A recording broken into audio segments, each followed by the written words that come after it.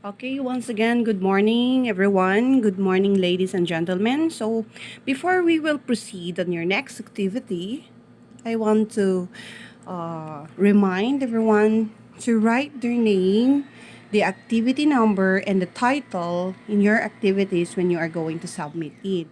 So, the same din ang gagawin nyo. So, what are you going to do now is, same, you collect 20 signature, but you have to Xerox this one, or otherwise, if you still remember your activity on the simulated signature, pwede naman ninyong i-Xerox yung original signature na yon, and then yun ang gagamitin nyo dito sa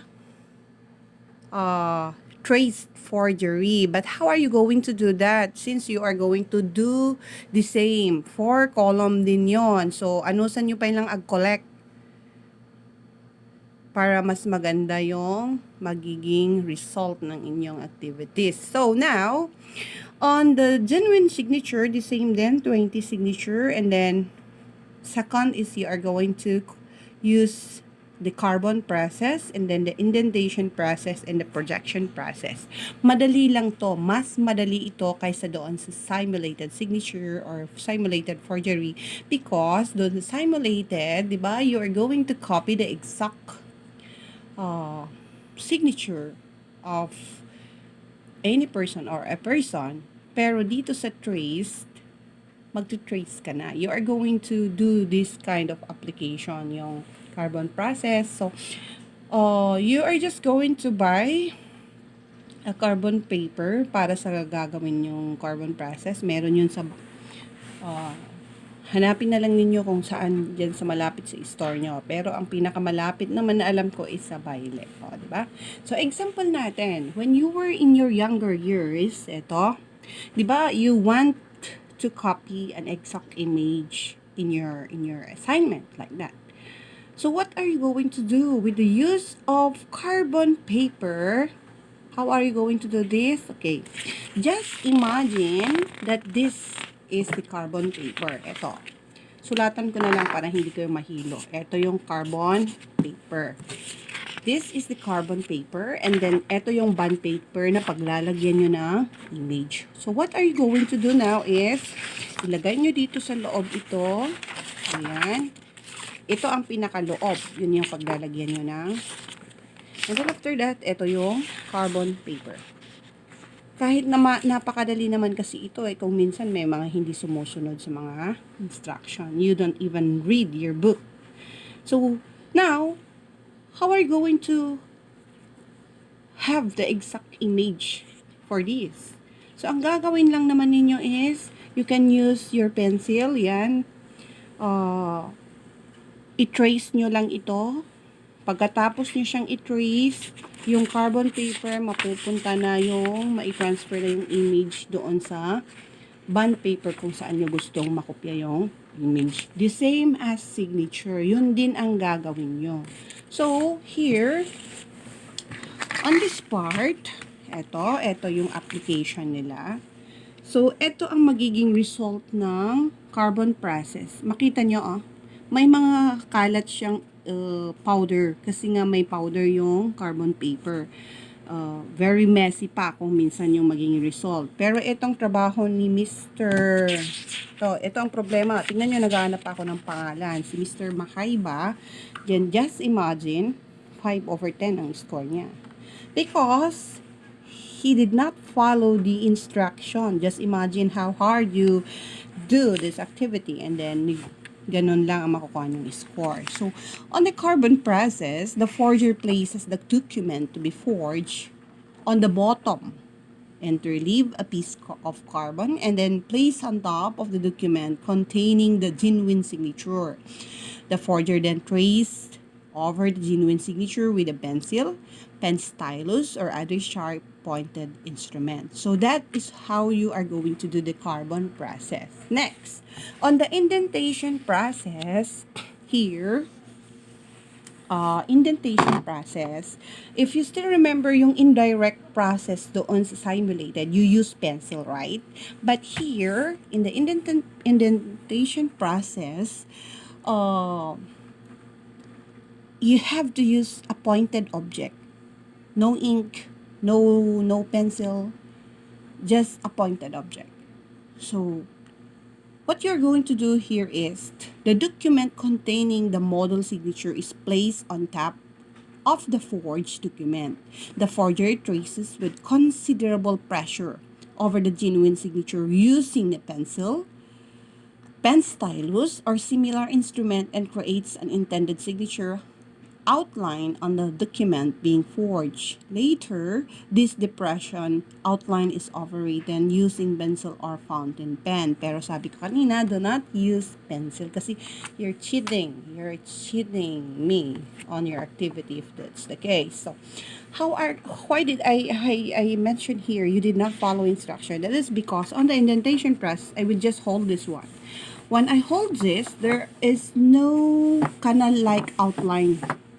Meaning to say, direct, kinopyan lang niya yung original. No, I didn't told you to copy the genuine signature. What I told you is to apply the indentation process. So, what are you going to do again in this process? Same din siya. If this is an example, just an example again. So, example, wala na tayong carbon process at tapos na tayo dun. Example, this is the original signature. How are you going to copy this one? With the indentation process, lagay mo lang yan. Patong mo, ayan, walang sulat yan ha. Patong mo doon. And then, maghanap ako ng pointed object. Okay. Just imagine lang na pointed object ito. Okay? I-trace ko siya. I-trace ko siya ng ganon. Tapos, pag na-trace ko na yan, you have to put a pressure para magiging, what do we call this one? Para matrace mo yung indentation process. So, pagkatapos nun, paghahawakan ko yan, meron ng canal-like. Yun na yung susundan mo at magkakaroon ka na ng exact image doon sa signature. Okay? So, ganyan ang indentation process. How about projection? So, sa projection naman, walang problema sa projection dahil eto na yung nag-trace ka lang. So, eto yung signature with the use or with the help of the light, of course, ayan. I-trace mo lang siya. So, ayan, makikita mo naman, diba? May sulat kasi dito, kaya hindi siya visible. Pero kung walang sulat, like for example, dito, sige, wait lang.